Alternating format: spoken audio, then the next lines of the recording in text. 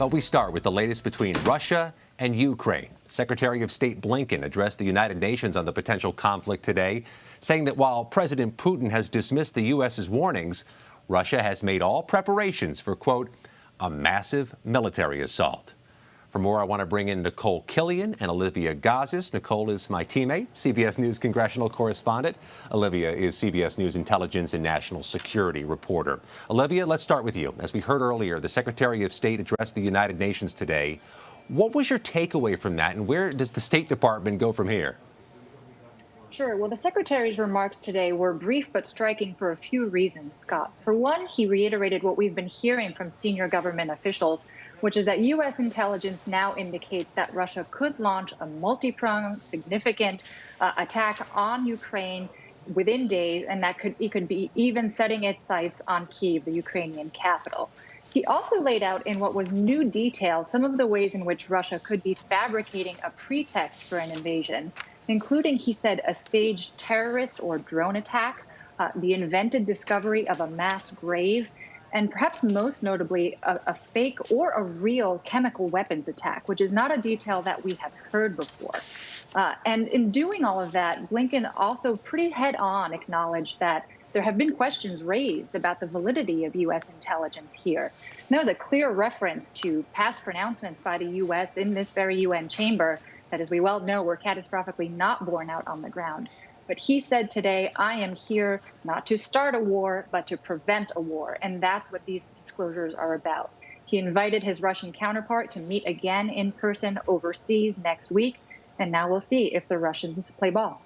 All the while, tensions are noticeably, demonstrably increasing. Olivia, you reported that Russia has expelled the U.S. Deputy Chief of Mission. It's happening amid rising tensions, but I'm wondering what the significance of that specific decision is. Sure. Well, for one thing, it doesn't bode particularly well for continued diplomacy. The U.S. Embassy in Russia is already operating with a skeletal staff because of a series of tit-for-tat expulsions by both sides that have taken place in recent years. But it also emerged a bit later today that this very official was actually expelled a week ago and is already back in the United States.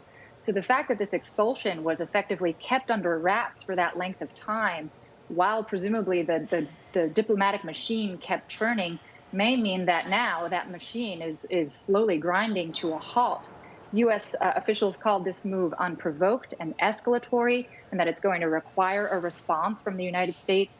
And the news of it happened to emerge just as we heard that the Russians submitted their written response to the U.S. set of proposals that were sent to Moscow last month. And while the Russian response did say in writing that Moscow does not intend to invade Ukraine, it also said that the failure by the United States to seriously address its security concerns meant that Moscow was now going to have to respond with military technical measures. It's not at all clear what that means. Vladimir Putin has used that phrase before, but what it doesn't bode well for is continued diplomatic engagement. Nicole, if Congress wants to send a message to Russia, the lack of a decisive, unified message at the Capitol on sanctions seems to be muddling whatever message Congress could send. It seems like Congress could be left with little more than a strongly worded letter to Vladimir Putin. What's the state of play at this hour there? Well, at this point, the latest state of play is that you have a bipartisan group of senators that is trying to put forth a resolution in order to send that strong, clear message from Congress. Earlier this week, we saw a bipartisan group led by Senate leaders issue a statement basically expressing solidarity with Ukraine. This resolution, in effect, would uphold Ukraine's independence and its ability to defend itself against a Russian invasion. That's some of the language in this resolution, which, again, is mostly symbolic, doesn't necessarily have any teeth. But, many lawmakers would insist that more or less, this is really about trying to send that clear signal. And even though, as you very well know, Scott, that lawmakers were not able to agree on a sanctions package over here in the Senate, that they do feel that they are still speaking with one voice. So that is the intent behind behind that bipartisan statement we saw earlier in the week from leaders Schumer and McConnell. Now this resolution, it's unclear if it will definitely get a vote before lawmakers recess. That was the intent, but there are still some last-minute changes in terms of language and the like. But again, the hope is that they can at least get that on the record as well to express their support for Ukraine. That's America's message. Olivia, what is NATO doing, or what message is NATO making in the meantime? Sure. Well, it so happens that as all of this is unfolding, the NATO defense ministers, including U.S. Secretary of Defense Lloyd Austin, were in Brussels today for an aptly timed annual meeting. And top of the agenda was, of course, how to address and respond to this ongoing crisis. The NATO Secretary General has said that there's consideration being given to further reinforcements to NATO's eastern and southeastern flanks. That could include standing up a new battle group in Romania, and it's rumored but not yet official, some reinforcements being sent to Bulgaria. These could precede any sort of Russian invasion as a deterrent measure, and they could also become permanent because officials are increasingly worrying out loud that living under this looming threat of a Russian military invasion may just be a new normal for Europe. So what that also means is that it's not out of the realm of possibility that more U.S. troops could be sent to bolster NATO's defenses. We got word today that the last of the 5,000 troops that the Pentagon sent to Poland arrived. And the U.S. ambassador to NATO was asked earlier this week, are further deployments on the table? She said at the time she didn't have any details to share, but she didn't definitively rule it out. So, Nicole, as NATO and the White House and Congress grapple with this situation in Ukraine, Congress is also in the 11th hour of yet another continuing resolution, and the shutdown is looming. It felt like a day of uneven progress. What's the latest you're hearing? Well, the bottom line is no one here wants a shutdown. They've been pretty clear about that, both on the Republican side and the Democratic side. But, Republicans are hoping to use this as an opportunity, as they have with past SCRs, to try to get some of their priorities, get attention for some of their priorities. So many of them have been pushing for various amendments before they sign off on this continuing resolution. And so as it stands, there are votes that have been taking place on some of those amendments. For instance, one amendment deals with prohibiting funding for institutions that are still requiring COVID-19 mandates in the federal government, those remaining mandates that remain on a federal level. So that is something that Senator Lee had been pushing for, defunding those types of initiatives. You also have folks like Senator Ted Cruz, who have also been pushing to strip funding, for instance, from schools and child care centers that require COVID-19 vaccines for kids.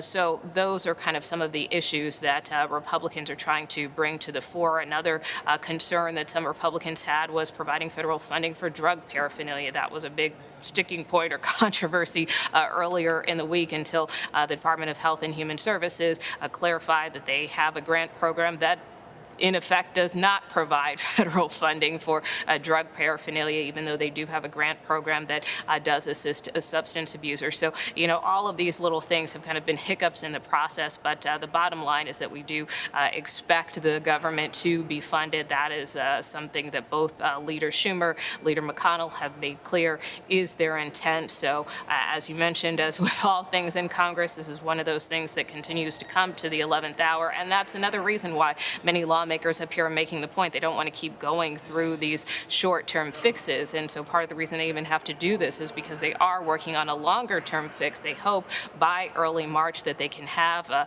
omnibus spending bill that will fund the government through the rest of the fiscal year. That's the hope. So really this continuing resolution is just to buy them a little more time. Time for one more question for you, Nicole. President Biden's top advisors, Ron Klain, Cedric Richmond, were at the Capitol today meeting with Senate Democrats. What have you heard came of those meetings? Yeah, well, a lot of this was to talk about the president's priorities and his agenda over the next couple of weeks. As you know, he's got a big speech coming up here, the State of the Union. So according to a White House official, that was certainly one of the topics of discussion, as well as, the president's agenda and priorities going forward, and really highlighting the things that the administration and Democrats have accomplished thus far. That really is going to be the focus and the theme that you will likely hear hear not only from the White House, but from Democrats in the coming week. And they did also talk about, this issue of inflation, of price increases, how they're going to deal with that as a party.